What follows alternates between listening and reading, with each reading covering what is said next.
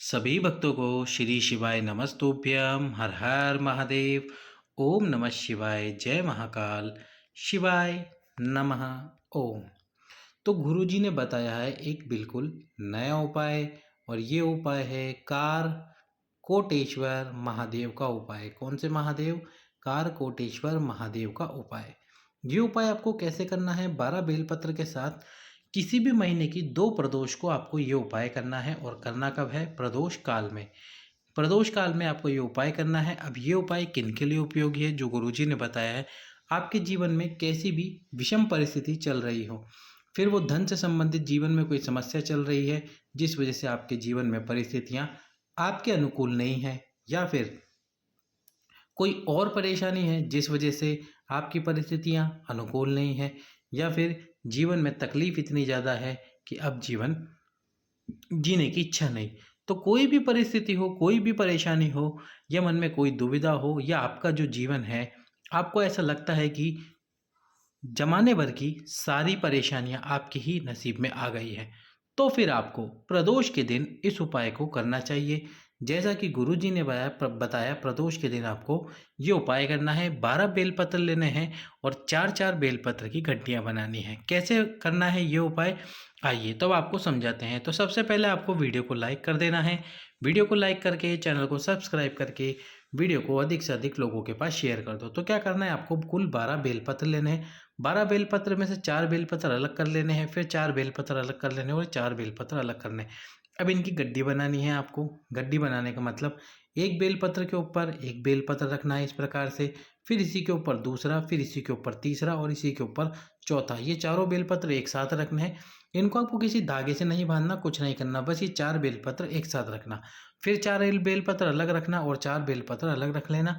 अब आपको ये सभी बेलपत्र जो 4-4 आपने अलग कर लिए हैं ये, और साथ में एक कलश जल। सबसे पहले तो आपको क्या करना है, भगवान शंकर के मंदिर में प्रदोष काल में प्रदोष के दिन जाना है। प्रदोष काल में प्रदोष के दिन जाकर जो आपने 4-4 बेलपत्र की गड्डी बना रखी, यानी कि जो 4-4 बेलपत्र है उनको एक साथ रख रखा है, तो आपके जीवन की जो परेशानी है, जो समस्या है, उस समस्या को बोलकर बाबा से प्रार्थना करते हुए, यदि जो माताएं बहनों को संतान प्राप्त नहीं हो रही है, उन्हें भी एक बार ये उपाय अवश्य ही करके देखना चाहिए। एक बार ये उपाय अवश्य ही करना चाहिए, क्योंकि आपके जीवन में तकलीफ किस वजह से है कि आपको संतान प्राप्ति नहीं हो पा रही। आपका जीवन दुखी क्यों है? क्योंकि आपको संतान प्राप्ति नहीं हो रही। तो एक बार ये उपाय भी ज़रूर करके देखें। तो आपको 4 बेलपत्र एक साथ, यानी कि 4 बेलपत्र की जो गड्डी बनाई है वो एक साथ आपको समर्पित कर देनी है। चारों बेलपत्र एक साथ समर्पित करना, कार कोटेश्वर महादेव का नाम लेकर। कौन से महादेव? कार कोटेश्वर महादेव। चारों बेलपत्र, फिर चारों बेलपत्र, और फिर 4 बेलपत्र। इस प्रकार से बेलपत्र समर्पित करना। 4 बेलपत्र, 4 बेलपत्र। यदि आपको ऐसा लगता है कि 4 बेलपत्र एक साथ नहीं रुक पा रहे, तो फिर आप 4 बेलपत्रों को किसी कच्चे धागे से, यानी कि जो कच्चा सूत आता है उससे बांध सकते हैं। 4 बेलपत्र कच्चे सूत से बांधकर एक साथ कार कोटेश्वर महादेव के नाम से समर्पित करो। जीवन की जो तकलीफ है, जो परेशानी है बोलकर 12 बेलपत्र जब समर्पित कर दो 4-4 के हिस्से से, फिर आपको क्या करना है, जो एक कलश जल है आपके पास में, उस जल को लीजिए और भगवान शंकर के मंदिर में दक्षिण दिशा में पहुंचकर, दक्षिण दिशा आपको बताया है जिस तरफ जलाधारी होती है उसकी विपरीत दिशा दक्षिण दिशा होती है, उत्तर की तरफ मुख करके। तो यानी कि आप दक्षिण में खड़े होंगे, उत्तर की तरफ आपका मुख होगा। कारकोटेश्वर महादेव के नाम से जो एक कलश जल है उसको शिव जी पे समर्पित कर दीजिए। आपके जीवन की जो भी तकलीफ है, परेशानी है, वह समाप्त होगी। 2 प्रदोष प्रदोष काल में इस उपाय को ज़रूर करके देखें। अब हम चलते हैं हमारे दूसरे उपाय की तरफ। तो दूसरा जो उपाय है वो है एक बेलपत्र वाला उपाय, जो आपको प्रदोष के दिन करना है। जब आपको लगे कि आज मेरा मन बहुत दुखी है, भोलेनाथ मेरी सुन नहीं रहे हैं, तो फिर आपको आपके हाथ में क्या लगाना है? चंदन। कोई सा भी चंदन हो आपके पास में, पीला चंदन, लाल चंदन, जो भी हो, आपके हाथ में आपको पीला चंदन लगाना। और हाथ में केवल 2 ही जगह पर पीला चंदन लगेगा। एक तो जो आपका अंगूठा है वहाँ पर, और एक जो आपकी अनामिका उंगली है, रिंग फिंगर है, उसमें। दोनों के आगे वाले पोर पर आपको पीला चंदन क्षमा करना, पीला चंदन या लाल चंदन लगा लेना है।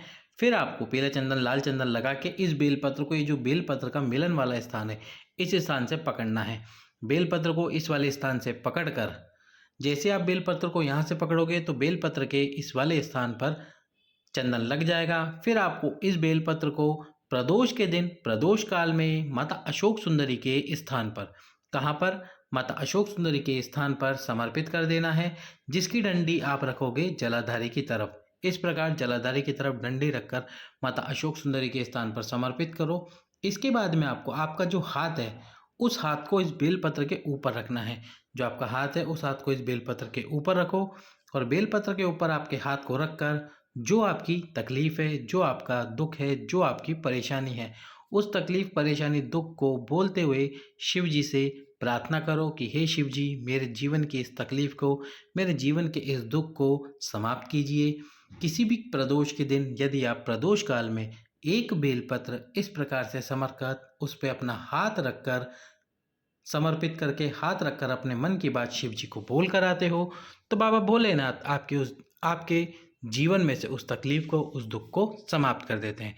तो कीजिए दोनों में से किसी भी एक उपाय को या दोनों उपाय को। सभी भक्तों को श्री शिवाय नमस्तुभ्यम। हर हर महादेव।